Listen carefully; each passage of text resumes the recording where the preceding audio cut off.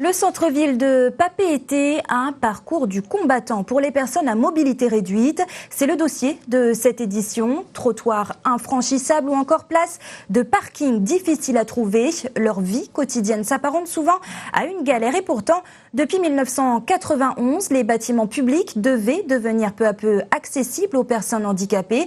Où en est-on aujourd'hui? Les réponses dans ce dossier signé Alex Gouty et Thierry Théamo. Auguste est un Tahitien comme les autres, jusqu'au genou.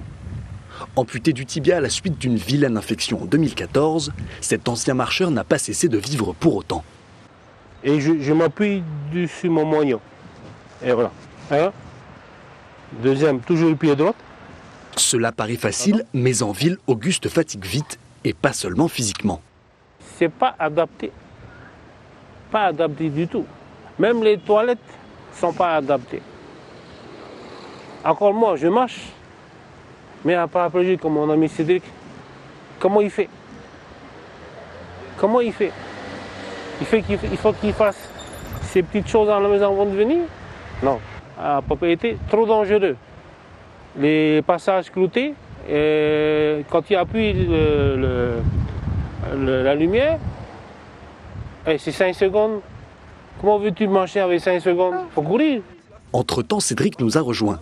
Il est un peu en retard parce qu'il a dû trouver une place de parking. Ces fameuses places bleues que beaucoup d'automobilistes ne respectent pas sont plus larges pour que Cédric, par exemple, puisse ranger son fauteuil tout seul. Vous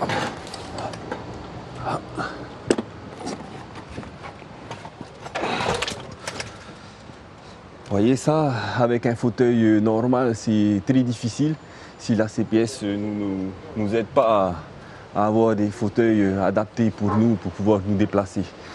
Sinon, nous serons obligés d'avoir une tierce personne constamment pour nous accompagner, pour mettre le fauteuil à l'arrière directement. Je peux me la jouer là, tu vois, je monte. Dans un bourdonnement électrique, Jacques se faufile entre les piétons. Ce sexagénaire paraplégique fonce tête baissée dans la vie avec son nouveau fauteuil. Mais avec Cédric, un simple trottoir mal aménagé peut les arrêter. Non mais là, faut pas non plus, à l'impossible, nul n'est tenu, je veux dire, là, regarde. Là, c'est pas la peine d'essayer, tu vois. Lui encore moins. Intolérable pour Jacques. L'intégration sociale du handicap, c'est ça, c'est qu'il ne peut pas se déplacer à l'université, il ne peut pas se déplacer sur son lieu de travail, il ne peut pas se déplacer dans la ville, mais il ne peut pas bosser. Voilà. Tout simplement. Donc il ne s'intègre pas. Alors après, par contre, le territoire, ils sont très forts pour faire Yukaidi, Yukaïda, tout le monde à la plage, tout le monde à la pirogue, etc. On fait une opération ponctuelle, mais le reste du temps, on ne fait rien. Et les mecs restent chez eux.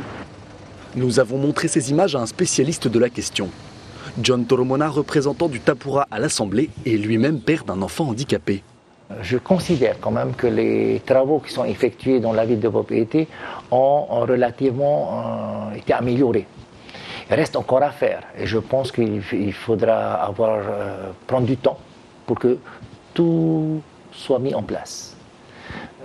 Parce que le problème d'accessibilité dans la ville, ce n'est pas simplement pour celui qui est en fauteuil roulant, mais c'est également pour les personnes âgées ou les femmes enceintes.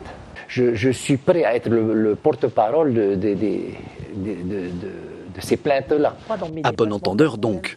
Une délibération de l'Assemblée datée de 1991 donnait 10 ans au pays pour rendre la ville accessible aux handicapés. Force est de constater que le travail n'est pas fini. En attendant, les handicapés s'entraident. Voilà.